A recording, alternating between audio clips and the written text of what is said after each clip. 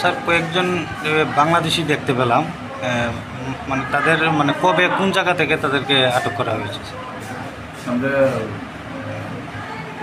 গতকালকে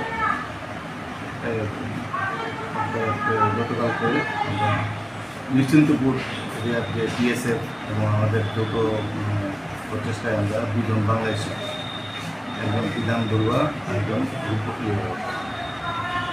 ঋতু বড়ুয়া, এই দুজনকে ধরতে পারছে এবং তাদেরকে জিজ্ঞাসাবাদের মধ্যে দিয়ে আমরা আরও দুজন মানে বাংলাদেশি যে হেল্প করে যে দুজন টাউটকে আমরা ধরতে পারছি। একজনের নাম স্বপন মিয়া আর একজনের নাম সুয়েল মিয়া। তারা ওই এলাকায় বাংলাদেশ থেকে লোক আদান প্রদান করে আমাদের কাছে খবর আসছিল এবং তাদেরকে জিজ্ঞাসাবাদের মধ্যেও আমরা এই নামগুলো পাইছি।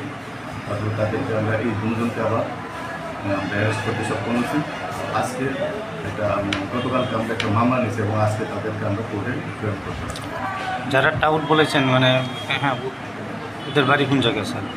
এদের বাড়ি নিশ্চিতপুরে। স্যার একটা বিষয়,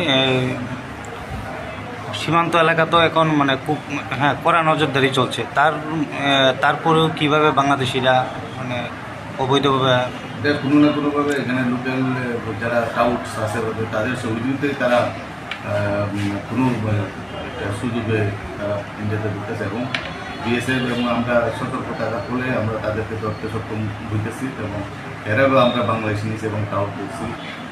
ধরার পরে আমরা করে কেস নিয়েছি, মামলা নিয়েছি এবং এই যে প্রচেষ্টা এটা কন্টিনিউ দাঁড়িয়ে আছে এবং এখন বর্ডার এরিয়াতে আমাদের যে প্রহরটা বিএসএফ এবং পুলিশ ডেইলি প্রতিদিন এটা পেট্রোলিং চলছে, এখানে যৌথ মহড়া চলছে এবং এটা আগামী দিন জারি থাকে।